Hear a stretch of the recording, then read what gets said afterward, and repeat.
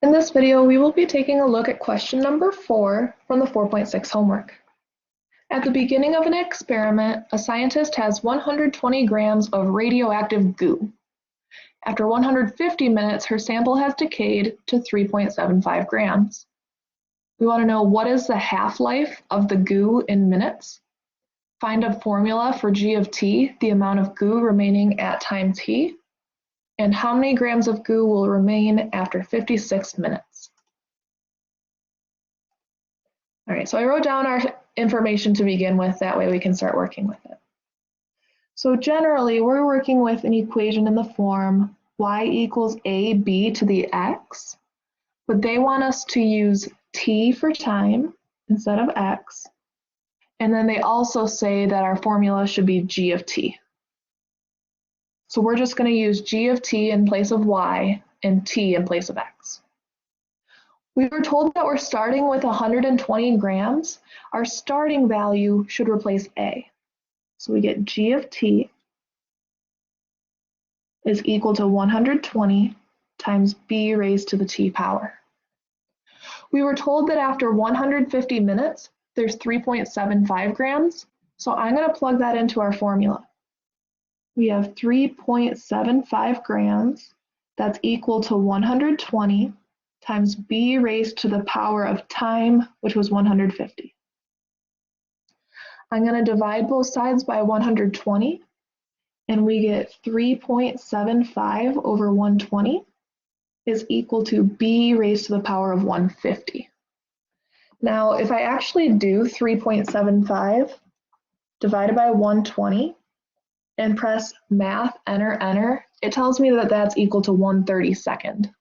So I don't have to keep writing something quite so complicated. We have 1/32 is equal to b raised to the 150th power. To solve for b, I need to raise both sides to the 1/150 power.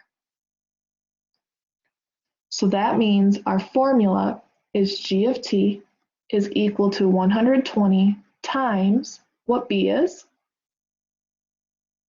which is 1/32 raised to the power of 1/150, and that is all raised to the t.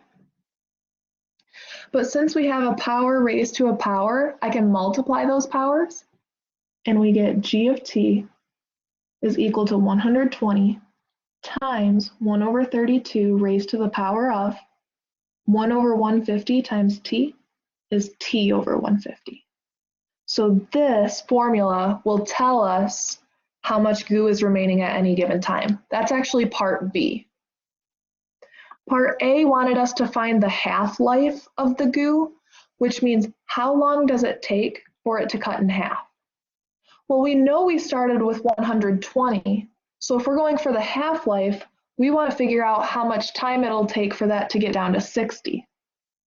So we'll have 60 is equal to 120 times 1/32 raised to the t over 150 power. I'm going to divide both sides by 120. 60 over 120 is 1/2. So we get 1/2 is equal to 1/32 raised to the t over 150 power. I can take the log of both sides so that the log of 1/2 is equal to the log of 1/32 raised to the power of t over 150. And the reason I do that is because our exponent rule will allow us to bring that exponent down out front. So we have the log of 1/2 is equal to t over 150 times the log of 1/32. I'm trying to solve for t, so I'll divide both sides by the log of 1/32. We'll have the log of 1/2 divided by the log of 1/32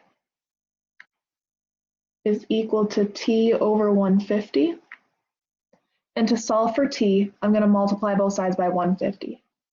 So t is equal to 150 times the log of 1/2 divided by the log of 1/32. So 150 times the log of 1/2 divided by the log of 1 over 32 is equal to 30.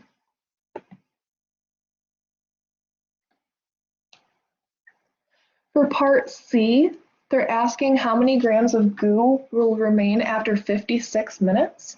The good news is we have a formula for how much goo remains at any given time.